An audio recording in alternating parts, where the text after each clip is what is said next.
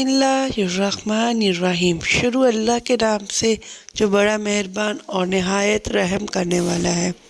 अस्सलामु अलैकुम। प्यारे दोस्तों, हज़रत हलीमा रज़ी अल्लाह ताला अन्हा की गोद में आप सल्लल्लाहु अलैहि वसल्लम के मोजज़ात का पार्ट 1 पहले अपलोड हो चुका है। आपने अगर वो नहीं सुना तो काइंडली उसको पहले जाकर सुन लें, उसके बाद ये वीडियो देखिएगा। इस वीडियो में हम मज़ीद उनके कुछ मोजज़ात का जिक्र करेंगे। जैसा कि हमने पार्ट 1 में सुना कि हज़रत हलीमा रज़ी अल्लाह ताला अन्हा आपके सीना चाक करने वाले मोजज़े से घबराकर आप सल्लल्लाहु अलैहि वसल्लम को आपकी वालिदा के पास लेकर जा रही थी कि आप अचानक मक्का के बलाई इलाके में गायब हो गए। हलीमा सादिया फरमाती हैं, मैं परेशानी की हालत में मक्का पहुंची। आपके दादा अब्दुल मुत्तलिब के पास पहुंचते ही मैंने कहा, मैं आज रात मोहम्मद को लेकर आ रही थी। जब मैं बलाई इलाके में पहुंची तो वो अचानक कहीं गुम हो गए। अब खुदा की कसम मैं नहीं जानती वो कहाँ हैं। अब्दुल मुत्तलिब ये सुनकर फौरन काबा के पास खड़े हो गए। उन्होंने आपके मिल जाने के लिए दुआ की, फिर आपकी तलाश में रवाना हुए। उनके साथ वर्का बन नौफिल भी थे। गर्ज दोनों तलाश करते करते तहामा की वादी में पहुंचे। एक दरख्त के नीचे उन्हें एक लड़का खड़ा नजर आया। उस दरख्त की शाखें बहुत घनी थी। अब्दुल मुत्तलिब ने पूछा, लड़के तुम कौन हो? हजूर सल्लल्लाहु अलैहि वसल्लम चूंकि इस वक्त तक कद निकाल चुके थे, इसलिए अब्दुल मुत्तलिब पहचान ना सके। आपका कद तेजी से बढ़ रहा था। जवाब में आपने फरमाया, मैं मोहम्मद बिन अब्दुल्ला बिन अब्दुल मुत्तलिब हूँ। ये सुनकर अब्दुल मुत्तलिब बोले, तुम पर मेरी जान कुर्बान, मैं ही तुम्हारा दादा अब्दुल मुत्तलिब हूँ। फिर उन्होंने आपको उठाकर सीने से लगाया और रोने लगे। आपको घोड़े पर अपने आगे बिठाया और मक्का की तरफ चले। घर आकर उन्होंने बकरियां और गाय ज़िबा की और मक्के वालों की दावत की। आपके मिल जाने के बाद हज़रत हलीमा सादिया हज़रत आमना के पास आई तो उन्होंने पूछा, हलीमा अब आप बच्चे को क्यों ले आई? आपकी तो ख्वाहिश थी कि ये अभी आपके पास और रहे। उन्होंने जवाब दिया, ये अब बड़े हो गए हैं और अल्लाह की कसम मैं अपनी जिम्मेदारी पूरी कर चुकी हूँ। मैं खौफ महसूस करती रहती हूँ कहीं इन्हें कोई हादसा न पेश हो जाए, लिहाजा उन्हें आपके सपुर्द करती हूँ। हज़रत आमना को ये जवाब सुनकर हैरत हुई। बोली, मुझे सच सच बताओ माजरा क्या है? तब उन्होंने सारा हाल कह सुनाया। हलीमा सादिया ने दरअसल कई अजीबोगरीब वाक़यात देखे थे। उन वाक़यात की वजह से वो बहुत परेशान हो गई थी। फिर सीना मुबारक चाक किए जाने वाला वाक़या पेश आया तो वो आपको फौरी तौर पर वापस करने पर मजबूर हुई। वो चंद वाक़यात हज़रत हलीमा रज़ी अल्लाह तआला अन्हा इस तरह बयान करती है, एक मरतबा यहूदियों की एक जमात मेरे पास से गुजरी। ये लोग आसमानी किताब तौरात को मानने का दावा करते थे। मैंने उनसे कहा, क्या आप लोग मेरे इस बेटे के बारे में कुछ बता सकते हैं? साथ ही में हजूर अकरम सल्लल्लाहु अलैहि वसल्लम की पैदाइश के बारे में मैंने उन्हें तफसीलात सुनाई। यहूदी तफसीलात सुनकर आपस में कहने लगे, इस बच्चे को कत्ल कर देना चाहिए। ये कहकर उन्होंने पूछा, क्या ये बच्चा यतीम है? मैंने उनकी बात सुन ली थी कि वो उनके कत्ल का इरादा कर रहे हैं। सो मैंने जल्दी से अपने शोहर की तरफ इशारा करते हुए कहा, नहीं, ये रहे इस बच्चे के बाप।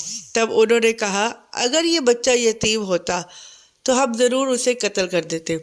ये बात उन्होंने इसलिए कही कि उन्होंने अब पुरानी किताबों में पढ़ रखा था कि आखिरी नबी आने वाले हैं। उनका दीन सारे आलम में फैल जाएगा, हर तरफ उनका बोल बाला होगा। उनकी पैदाइश और बचपन की ये अलामत होगी और ये कि वो यतीम हो गए।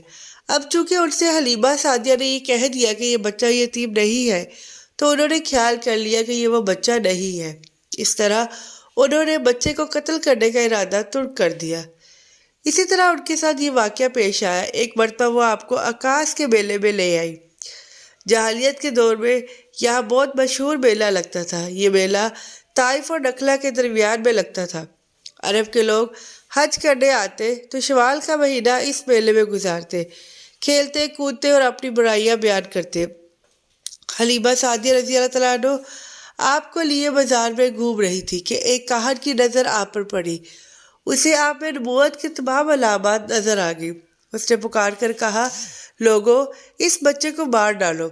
हलीमा इस काहन की बात सुनकर घबरा गई और जल्दी से वहां से सड़क गई। اس طرح اللہ تعالیٰ نے حضور صلی اللہ علیہ وآلہ وسلم کی حفاظت فرمائی۔ میلے میں موجود لوگوں نے کہان کی آواز سن کر ادھر ادھر دیکھا کہ کس بچے کو قتل کرنے کے لیے کہا گیا ہے، مگر انہیں وہاں کوئی بچہ نظر نہیں آیا۔ اب لوگوں نے کہان سے پوچھا، کیا بات ہے، آپ کس بچے کو مار ڈالنے کے لیے کہہ رہے ہیں؟ اس نے ان لوگوں کو بتایا، میں نے ابھی ایک لڑکے کو دیکھا ہے، معبودوں کی قسم وہ تمہارے دین کے ماننے والوں کو قتل کرے گا، تمہارے بتوں کو توڑے گا اور وہ تم سب پر غالب آئے گا۔ یہ سن کر لوگ آپ کی تلاش میں ادھر ادھر دوڑے لیکن ناکام رہے۔ حلیمہ سعدیہ رضی اللہ تعالیٰ عنہ آپ صلی اللہ علیہ وآلہ وسلم کو لیے واپس آ رہی تھی کہ ذی الحجاج سے ان کا گزر ہوا۔ یہاں بھی میلہ لگا ہوا تھا۔ اس بازار میں ایک نجومی تھا، لوگ اس کے پاس اپنے بچوں کو لے کر آتے تھے، وہ بچوں کو دیکھ کر ان کی قسمت کے بارے میں اندازہ لگاتا تھا۔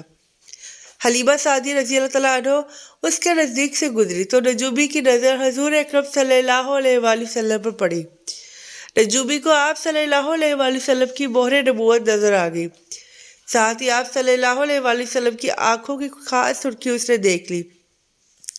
وہ چلا اٹھا، اے عرب کے لوگوں، اس لڑکے کو قتل کر دو، یہ یقیناً تمہارے دین کے ماننے والوں کو قتل کرے گا، تمہارے بتوں کو توڑے گا اور تم پر غالب آئے گا۔ یہ کہتے ہوئے وہ آپ کی طرف جھپٹا، لیکن اسی وقت وہ پاگل ہو گیا اور اسی پاگل پن میں مر گیا۔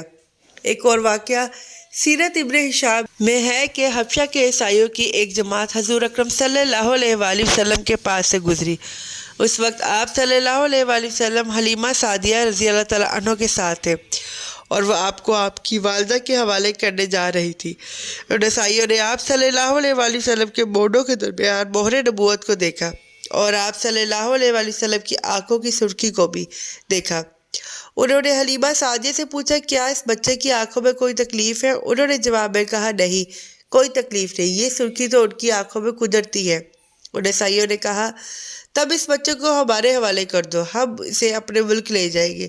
یہ بچہ پیغمبر اور بڑی شان والا ہے، ہم اس کے بارے میں سب کچھ جانتے ہیں۔ حلیمہ سعدیہ رضی اللہ تعالیٰ عنہ یہ سنتے ہی وہاں سے جلدی سے دور چلی گئی، یہاں تک کہ آپ صلی اللہ علیہ وآلہ وسلم کو آپ صلی اللہ علیہ وآلہ وسلم کی والدہ کے پاس پہنچا دیا۔